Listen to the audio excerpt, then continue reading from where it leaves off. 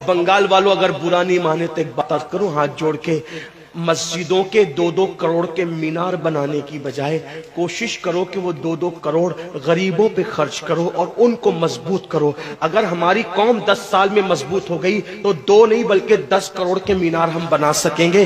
اس لیے میری گزارش ہے جلسوں کے خرچے بھی کم کرو، شادیوں کے خرچے بھی کم کرو اور سب خرچے کم کر کے اپنی قوم کو مضبوط کرو۔ حضور علیہ السلام اسی لیے تشریف لائے تھے۔ تو دیندار بنو، مالدار بنو، اور نمبر 3 ایجوکیشن پہ بہت محنت کرو۔ کوئی بھی جاہل نہ رہے، کوئی بھی ان پڑھ نہ رہے، خوب پڑھاؤ اپنے بچوں کو۔ 10ویں 12ویں تک کبھی مت رکنا، بلکہ اپنے بچوں کو IAS بناؤ، IPS بناؤ، ڈاکٹر بناؤ، انجینئر بناؤ۔ ڈاکٹر بھی BUMS والا مت بناؤ بلکہ MD اور اعلیٰ سے اعلیٰ ڈگری دلاؤ۔ اب آپ کہیں گے مولانا پیسے نہیں ہے، میں آپ سے کہتا ہوں ہر سال عید پہ نیا کپڑا نہ بنانا پڑے نہ بناؤ، دھلے ہوئے کپڑوں پہ عید کر لو، لیکن اپنے بچوں کی تعلیم پہ خرچہ کرو۔ اسی طریقے سے کسی اور جگہ پر پیسے لگانے کی بجائے 10 سال اگر ان 3 نکات پر آپ نے محنت کر دی، دیندار بنو، مالدار بنو اور ایجوکیشن کو عام کرو، ہر بندے کو پڑھا لکھا بناؤ۔ آپ کہیں گے مولانا نوکری نہیں ملتی، میں کہتا ہوں ہم نوکری کے لیے نہیں پڑھتے، ہم اچھا انسان بننے کے لیے پڑھتے ہیں۔ اس لیے کہ پڑھے لکھے کی تجارت میں ان پڑھ کی تجارت میں فرق ہے، پڑھے لکھے کی گفتگو میں ان پڑھ کی گفتگو میں فرق ہے، پڑھے لکھے کے اٹھنے بیٹھنے میں ان پڑھ کے اٹھنے بیٹھنے میں فرق ہے۔ دیکھو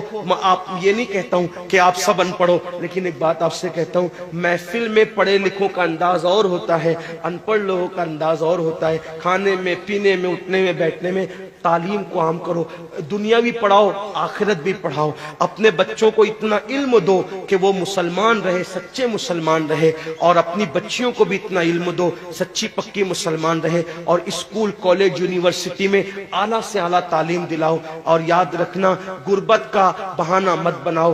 بیٹیا کی شادی ہوتی ہے تو لاکھوں روپے کہاں سے آتے ہیں، اور آپ سے کہتا ہوں 8 گھنٹے محنت کرنے کی بجائے 16 گھنٹے محنت کرو، محنت میں پیچھے مت ہٹو، اپنے بچوں کو پڑھاؤ۔ صرف 10-12 سال ہندوستان کے تمام مسلمان محنت کر کے اپنے بچوں پہ محنت کر لیں، کوشش کر لیں، کاوش کر لیں، تو دیکھنا نقشہ بدل جائے گا۔ یہ بھی آپ سے کہتا ہوں، ایک بات کہتا ہوں، منع نہیں کر رہا ہوں، اگر مجھ سے غلطی ہو تو میرے علماء اصلاح کریں گے، آپ میری ذات کو دیکھ کے قبول نہیں کرنا۔